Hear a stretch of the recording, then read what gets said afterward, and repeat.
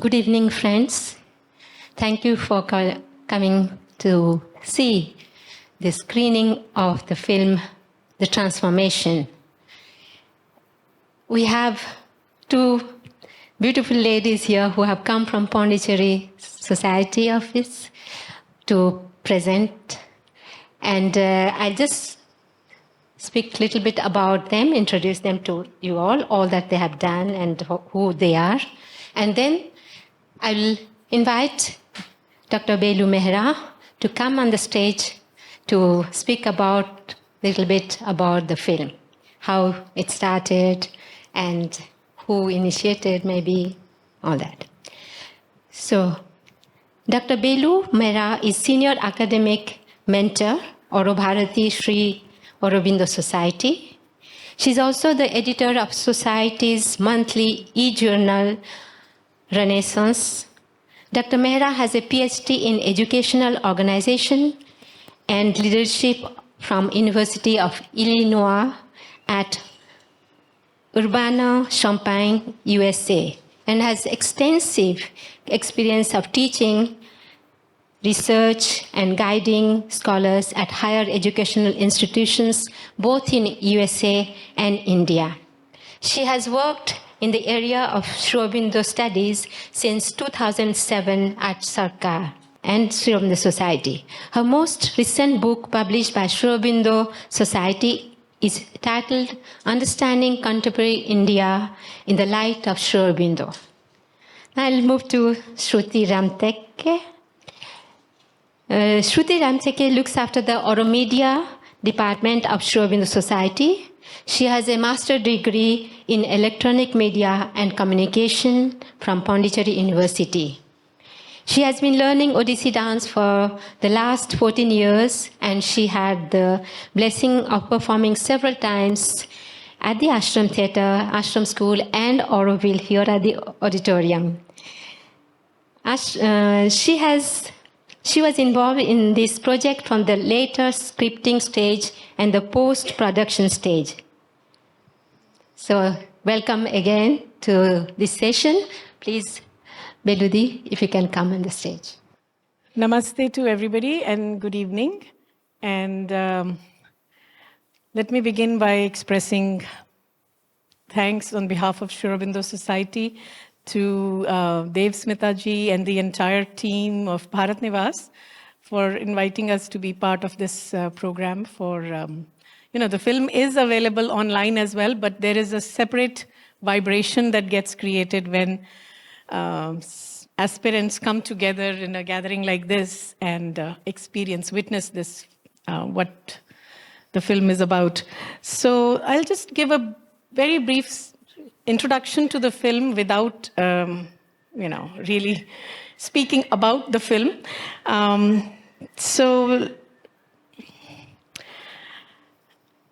We've all heard this, that Sri Aurobindo said that his life was not on the surface for anyone to see or understand.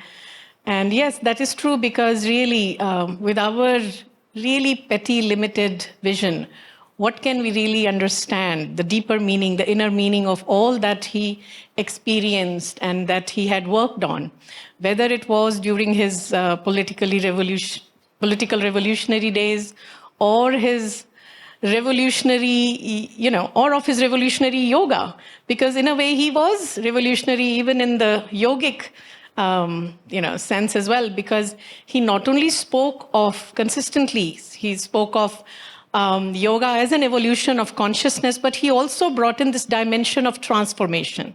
And the film today is also titled Transformation.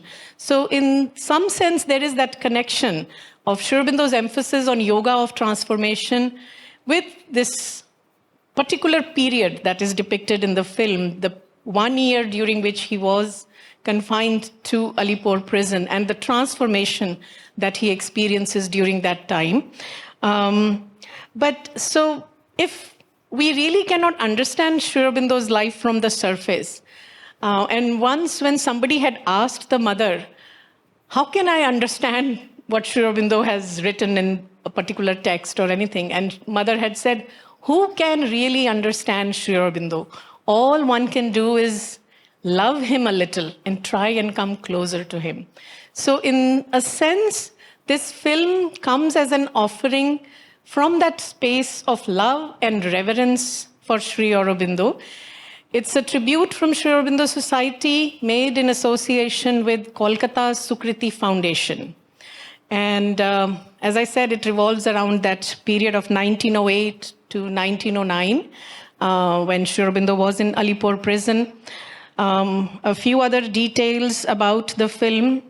So this was also, as you'll see in the film, about the history of the Muzaffarpur bomb case and things like that. So the interesting thing about the film is that it is, wherever possible, it has been shot at the actual locations. And the narration emphasizes that aspect as you watch the film. Original writings of Sri Aurobindo, particularly tales of prison life and few other writings of his, and also few other writings of his contemporaries from that time, who were also part of the Indian freedom struggle, have been used, along with some rare excerpts from some rare British newspapers or other political writings of that time. They form the narrative of the film. And the transformation title is also interesting because as we are celebrating 150th year of Sri Aurobindo, we are also celebrating this 75th year of India's independence, Azadi Ka Amrit Mahotsav. And if you look at what is happening in India for the last at least a couple of decades, there is some sort of a renewed zeal or vigor to seek a sense of Indianness, if you will. And that also includes revisiting some chapters from Indian history, not just the ancient or medieval history, but even the modern historical period. And in that sense, also, this film adds an important element to the discourse, the narrative of our times, which also includes a narrative about the Indian freedom struggle and the contribution of Indian revolutionaries, that phase of Indian freedom struggle that often has been ignored for the last 70, 75 years in most of our mainstream discourse about Indian freedom struggle. So that part also gets highlighted in the film. In terms of who is behind the film or who are the filmmakers, there were a few questions already. So one of the things that I have heard from Vijay Bhai, he's in charge of all the research work that happens at Sri Aurobindo Society, was that there was some sort of a murmur going on or a rumor, or maybe there is already something in works, that this Alipore prison was going to be demolished. And there was a need to be, and it is part of the urban development program that is happening in many parts of India, that prisons which are in the middle of the cities are being relocated to outskirts of the city. So there is a logical explanation for that as well. But there is also, like I said, because there is a reverence and that place of love with which this work is being done, a strong need was felt to document some of those places and also document to whatever extent possible for future generations the area of the Alipore prison. So with that inspiration, and I think when the right kind of people come together, the right inspiration comes together. So the person who is involved from the Kolkata Sukriti Foundation, Mr. Abhijit Das Gupta, who is quite an accomplished documentary filmmaker, and he was pulled in to do most of the scripting and the direction of the film.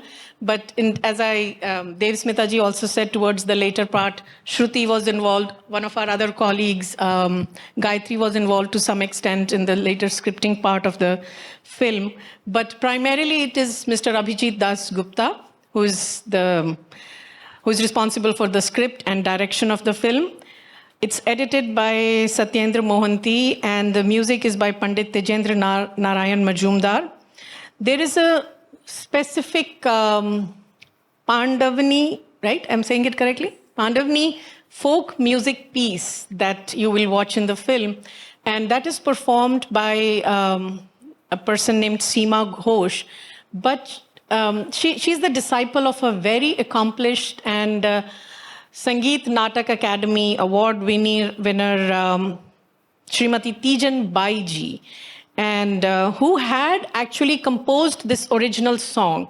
And Tijan Bai is well known for her Pandavni performances focusing on Mahabharat. And she is the recipient of, all the highest civilian awards from our government, Padma Shri in 1987, Padma Bhushan in 2003, Padma Vibhushan in 2019. So a lot of people with great accomplishments who came together to really put together this film as an offering of their love and as a tribute, as a homage to Sri Aurobindo is in this 150th year. So another aspect of transformation that is very interesting in the film is also about, as I said, as India is going through in this, starting with the 75th year to seek her own subjective true self, Sri Aurobindo experiences that transformation in the prison, which is why the title is Transformation, not just about the truth of the Indian soul, but also he witnesses something very important about Indian character.